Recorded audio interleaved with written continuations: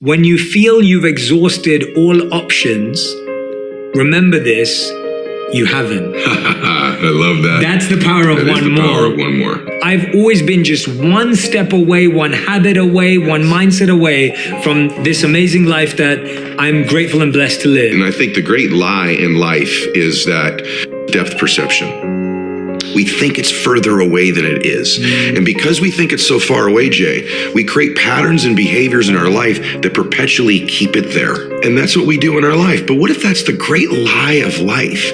And what if the truth is that you're one relationship away, one meeting away, one conversation, one podcast, one interview, one new thought, one new emotion, one new tactic or strategy away from completely changing the trajectory of your life?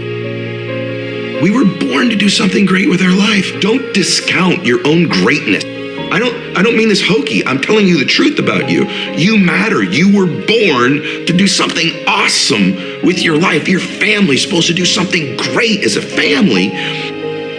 I had a double hernia surgery. I couldn't walk for about a month. I felt like I was teaching myself to walk again. Like, that's how it felt. I would wake up every morning. Initial mindset was like, it will be gone today. It must have gone today. I'll be fine today. And I would wake up and I wouldn't be.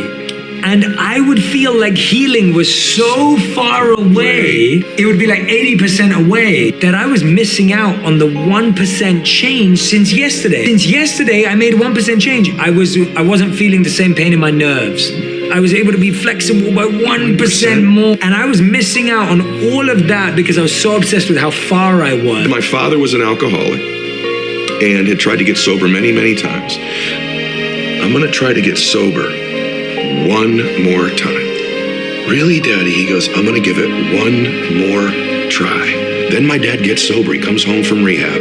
I say, Daddy, are you never gonna drink again?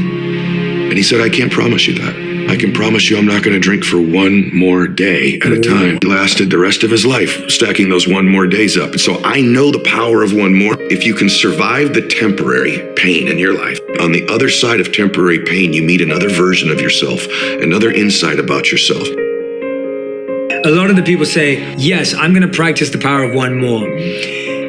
People get so tied to the result that when they try it the next day, and the sales meeting doesn't go their way, give up. It's great to have goals, but in the moment of execution, you have to separate from outcome in the moment that you're executing and just be present and exist.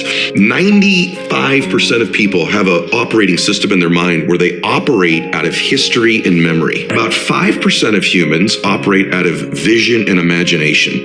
Now you're not tied to the result in that moment. You're giving yourself space to imagine and create something new in your life. Yeah. Their viewpoint in their life is being present and having a vision for the future. Create a new future. Don't move away from the past. Create a brilliant, imaginative, curious, vibrant vision for your life. You only understand the power of one day when you're threatened with never having another one. I'll do anything for one more day. The power of right now and having one more moment and one more minute is so beautiful. It's so blessed. It's so big. It's so amazing. Why would we spend that minute in history? Why would we spend that minute in the past when we could be fully present and creating the future? And so, I think most people think, Jay, everyone else is going to die. I think they just, I'm not going to die. Or they go, I'll get around to being happy.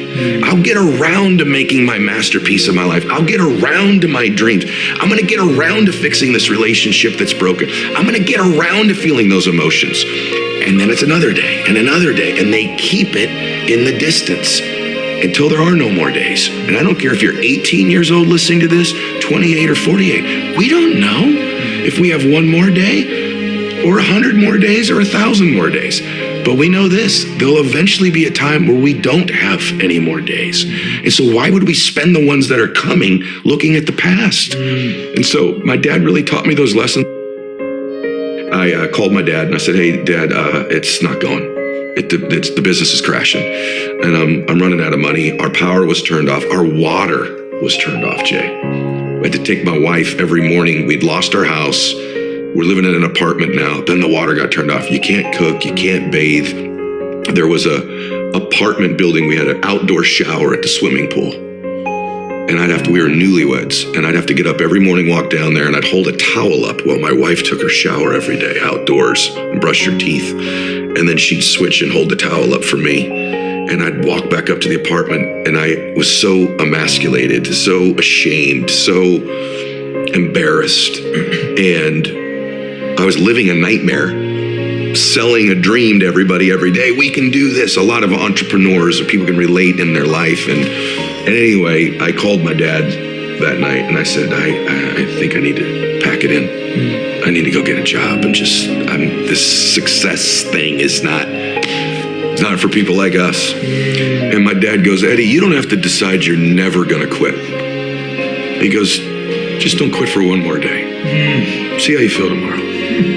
I go, Dad, he goes, just don't do it for one more day. And I got up the next day, and I still wanted to quit, but not quite as much. And then I went one more day, and I found myself about 30 days later, I didn't want to quit anymore. And thank God the one more I did was I went one more day without quitting.